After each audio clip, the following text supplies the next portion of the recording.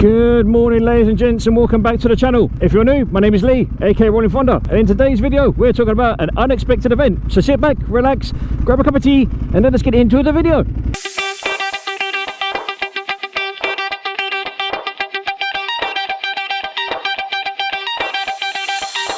Good morning, ladies and gents, how are we all doing? I hope you're doing well. As you may have gathered, my 30-day challenge has finally come to an end, so I am now back to my regular uploading schedule of twice a week. But fear not, the footage will still be coming thick and fast every week, or at least once a week there will be a video, maybe even twice a week if you're lucky. But anyway, today's video we are talking about an unexpected event that took place on social media. A little bit of background as to what I'm talking about. Quite literally, a couple of days ago I liked a post on a page that I follow on Instagram called FlipNDipPlates, and I'll throw up a screenshot so you know who I'm talking about. Now, I have been following this guy for a while, and I've been waiting for him to develop a number plate holder for this old girl. And every so often I'll message him saying, dude, have you done this? Dude, have you done that?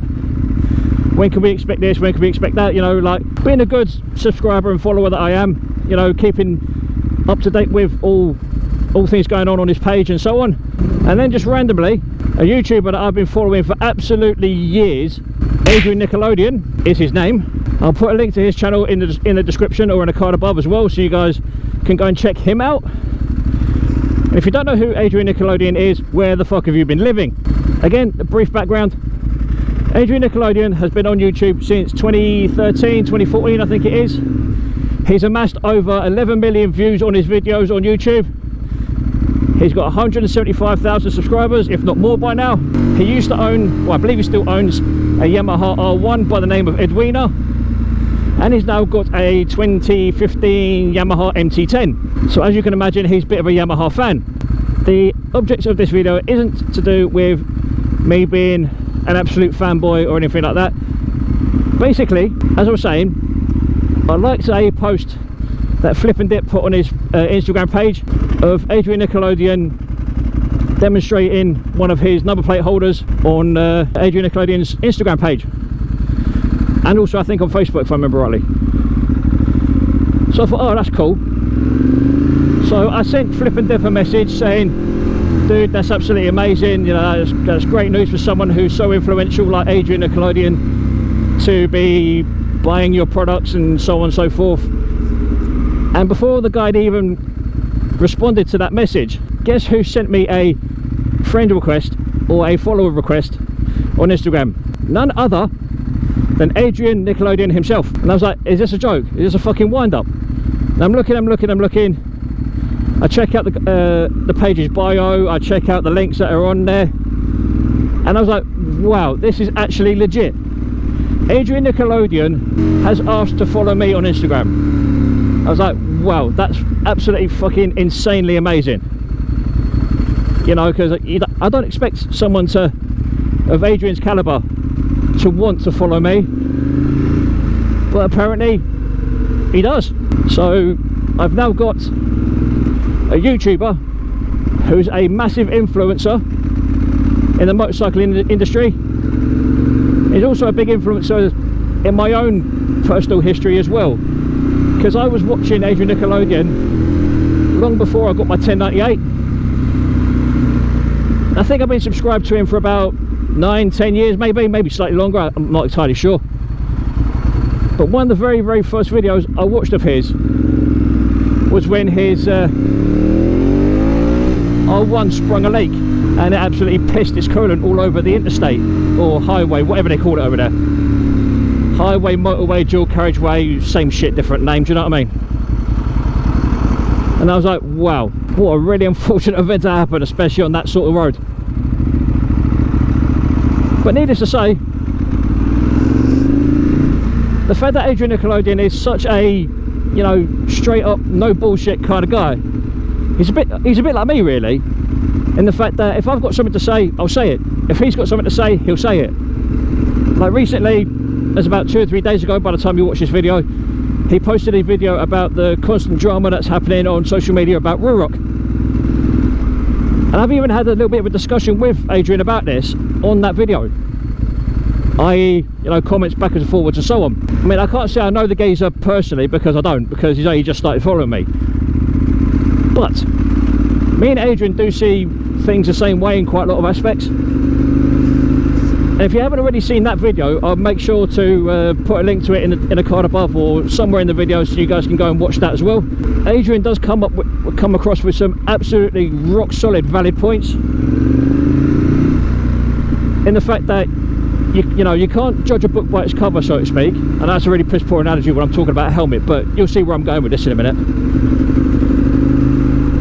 And you know, talking about certain aspects like absolute complete and utter wet behind the ears newbie riders who think it's okay to poo-poo certain things and so on. And AdjrianNickelodeon has been wearing Ruroc for about 2-3 years, I think he said. And it's like, why are you getting, sorry, not him, but why are people getting so butthurt about there being a new entity in the motorcycling industry? I mean, yes, Ruroc are a small company in the grand scheme of things. Yes, they don't have hundreds if not thousands of people working for them. Yes, they don't have the revenue of bigger brands like Arai, Shoei, HJC, AGV and so on. And I even said this in my comments to Adrian in the video. I would never knowingly poo-poo a product without testing it first. So Ruroc, if you're watching this video, or if Adrian, if you see this, if you're watching this video and you happen to get in contact with Ruroc, let them know that I'm more than happy to test their products. You know, the Shockwave, the Atlas 3.0, or even the 2.0 to be fair. I'd quite happily test that, give you guys an honest feedback, honest review on it. I think it could be a brilliant helmet because of the fact that it's carbon fibre, but I'll touch on that in another video because like I said, Adrian did a whole video on the drama going around with Ruroc and stuff like that, and I don't want to ruin that video for anyone, and I don't really want to put my opinion across until I've watched that video thoroughly. But like I said, I'm more than happy to try new things. If there's someone out there that wants to sponsor me or sponsor the channel, go. I'm waiting, go. That sounds so gimpy, doesn't it? If someone wants to sponsor the channel, if someone is willing to allow me to test their products, you know, just let me know in the comments down below, or send me an email or whatever. You can find me on Instagram, you can find me on Facebook, you can find me all over the place. Just like herpes. But anyway, Adrian, if you ever watch this video, you know, thank you for being as brutally honest as you are when it comes to certain things. You know, thanks for the content that you've been putting out for God knows how long now. Thank you for giving me, especially, the inspiration to actually get on a bike and do motovlogging, because I would never normally have done this, but after watching certain YouTubers like yourself, like Baron Von Grumble, like 44 Teeth, like Chasing Two Wheels, like Motonosity, Do It Dan, you know, all the what I would class as the, in inverted commas, founding fathers of motovlogging. For all you guys that have been motovlogging for 10, 12, 15 years, however long it's been, it's you guys that have given me the inspiration and the motivation to do what I do. Not to mention the subscribers as well, because you guys are absolute fucking legends as well. And like I keep saying, I love you all for the comments and the subscribers and the likes that I get. It all means a huge amount to me. But this video is pretty much dedicated to the power of social media connecting me with one of the biggest and most influential motovloggers in the world. So really, I should be thanking Instagram. But what I'm going to do is I'm going to leave links in cards and in the description for all the people that I've mentioned this morning. So FlipNDipPlates, AdjrianNickelodeon, and I would put links to all the other guys that have influenced me to get on a bike and motovlog, but that list will be way too fucking long. But if you ever watch any of these videos, you know who you are, and as always, I thank you for it. In other news,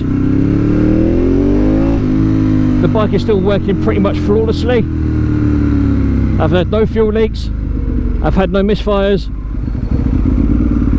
I've had no stalling as well, which is kind of weird.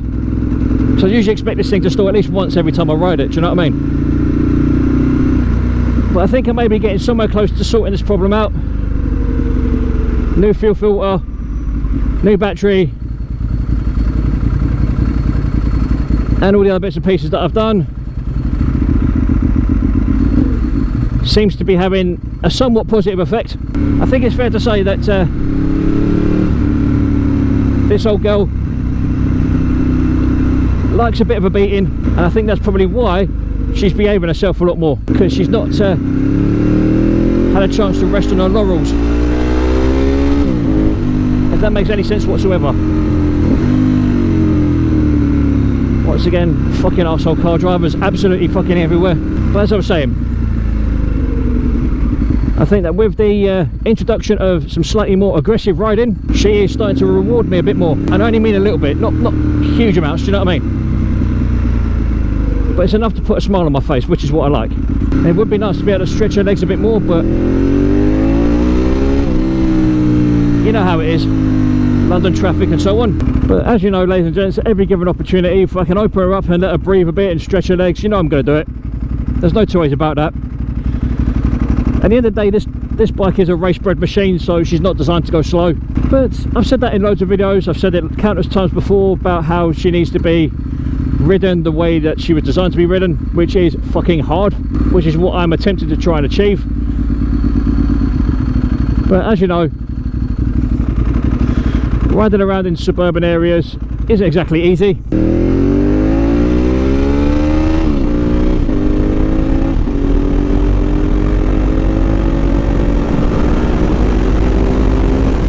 There we go.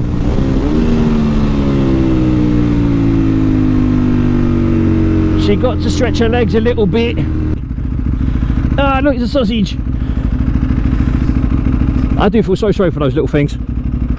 They've literally got to run absolutely fucking everywhere. Cute little creatures though. It'd be like children when you're babysitting, you can give them back to the parents. They're cute if they're not yours, do you know what I mean? I'm still loving how responsive these brakes are. It's just so nice to be able to squeeze the front lever and just gradually come to a stop rather than being nothing then everything. I mean, who does their own maintenance on their brakes? You know, in the comments below, just put hashtag maintenance. Just because I'm curious to see who actually does their own maintenance on their bikes. But anyway, ladies and gentlemen, boys and girls, as always, you have been absolutely amazing. Thank you for sticking around to the end of the video. If you could do me a massive favour and smash that thumbs up button, it does help me with the YouTube algorithm massively. But for now, ladies and gentlemen, boys and girls, as always, you've been awesome. And this is me, Lee, aka Rollin Thunder, saying look after yourselves, look after each other, stay safe on the roads, be aware of be aware of COVID-19, and as always, adios!